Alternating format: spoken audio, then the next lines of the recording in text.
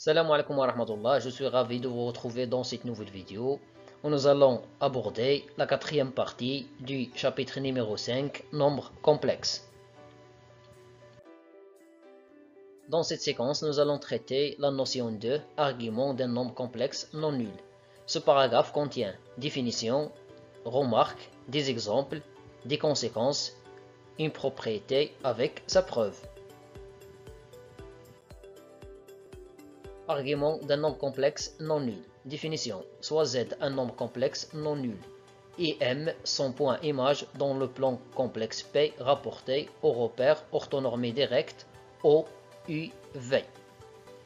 On appelle argument de Z, noté par cette notation, toute mesure en radian dans l'angle orienté UOM. U, le vecteur directeur de la droite OX, l'axe des réels. OM. M, c'est le point d'affixe Z. Et on écrit argument de Z congru à mesure de l'angle orienté UOM modulo de P. Des remarques.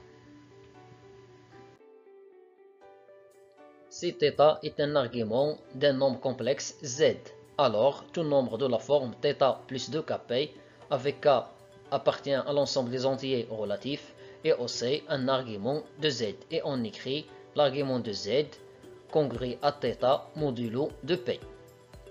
Dans la pratique, on prend souvent θ dans l'intervalle semi-fermé à droite moins P, c'est-à-dire la mesure principale dans l'angle orienté UOM. Le nombre 0 n'a pas d'argument. Des exemples. On considère dans le plan complexe P, rapporté au repère orthonormé direct O, U, V, les points A, B, C et D d'affixe respective ZA égale à 2, ZB égale à moins 3, ZC égale à 4i et ZD égale moins 5i. On a l'argument du nombre complexe ZA est congrès à une mesure de l'angle orienté UOA modulo de P. Puisque les deux vecteurs U et OA sont collinéaires et ils ont le même sens, cela signifie que une mesure de l'angle orienté UOA est 0. Et par suite, l'argument du nombre complexe ZA est congrès à 0 modulo de P. Le deuxième cas, on a l'argument du nombre complexe ZB est congrès à une mesure de l'angle orienté UOB modulo de P. C'est-à-dire qu'on va commencer par OB ou bien par le vecteur U et on va terminer par OB. Une mesure de cet angle est P. On remarque que les deux vecteurs U et OB sont collinéaires et ils ont deux sens opposés. Alors, l'argument de ZB, c'est P modulo de P. Le troisième cas, l'argument du nombre complexe ZC est congru à une mesure de l'angle orienté UOC modulo de P. On va commencer par U et on va terminer par OC. Et une mesure de cet angle, c'est P sur 2. Alors, cela signifie que l'argument du nombre complexe ZC est congrès à P sur 2 modulo de P. Le dernier cas, l'argument du nombre complexe ZD est congrès à une mesure de l'angle orienté UOD modulo de P. On va commencer par U, on va terminer par OD. Dans ce cas, j'ai choisi le sens indirect. Une mesure de cet angle, c'est moins P sur 2. Alors, cela signifie que l'argument de ZD est congru à moins P sur 2 modulo de P. Des conséquences. Soit Z un nombre complexe non nul. On a les conséquences suivantes sont une généralisation des propriétés précédentes.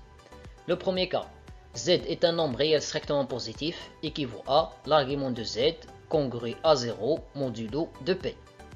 Z est un nombre réel strictement négatif équivaut à l'argument de Z congru à P modulo de P. Pour passer de 0 à P, on ajoute P. Pour passer de P à 0, on retranche P. Donc, on peut ranger ces deux relations dans une seule. Alors, on aura Z appartient à R équivaut à Z égale à 0, ou bien l'argument de z est congrès à 0 modulo p. Ici, on a modulo de p et ici, on a modulo p. Le cas suivant, z appartient à ir étoile plus équivaut à l'argument de z congrès à p sur 2 modulo de p. Z appartient à ir étoile moins équivaut à l'argument de z congrès à moins p sur 2 modulo de p. Pour passer de p sur 2 à moins p sur 2, on retranche p. Et pour passer de moins p sur 2 à p sur 2, on ajoute p. Alors on peut ranger ces deux relations dans une seule. Z appartient à IR équivaut à Z égale à 0, ou bien l'argument de Z est congrès à P sur 2 modulo P. Des propriétés, soit Z un nombre complexe non nul, on a l'argument de moins Z congrès à P plus l'argument de Z modulo de P. La deuxième propriété, l'argument de Z bar congrès à moins l'argument de Z modulo de P. Preuve, soit Z un nombre complexe non nul.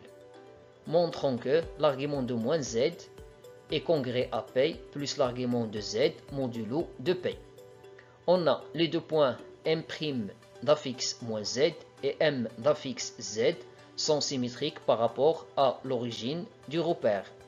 Voilà M d'affixe Z et voilà M' d'affixe moins Z. Donc, d'après cette figure, on a une mesure de l'angle orienté UOM'. Je commence par U et je termine par OM'.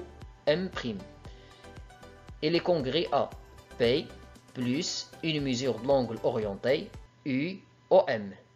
Je commence par U et je termine par OM. Et bien sûr, modulo de P. Et l'on décolle que, ici, une mesure de l'angle orienté UOM', c'est l'argument de moins Z. Et une mesure de l'angle orienté UOM, c'est l'argument de Z. Alors on obtient l'argument de moins Z est congrès à P plus l'argument de Z modulo de P. Ce qu'il fallait démontrer. Le deuxième cas, montrons que l'argument de Z bar est congrès à moins l'argument de Z modulo de P. On a les deux points M seconde d'affixe Z bar et M d'affixe Z sont symétriques par rapport à l'axe des réels. Cela signifie que une mesure de l'angle orienté UOM seconde, c'est l'opposé d'une mesure de l'angle orienté UOM. Et on sait que une mesure de l'angle orienté UOM seconde, c'est l'argument de Z bar. Et une mesure de l'angle orienté UOM, c'est l'argument de Z. Alors on trouve l'argument de Z bar est congrès à moins l'argument de Z modulo de P. Ce qu'il fallait démontrer. Merci de nous avoir suivis. Je te dis à très bientôt pour du nouveau contenu. Salut!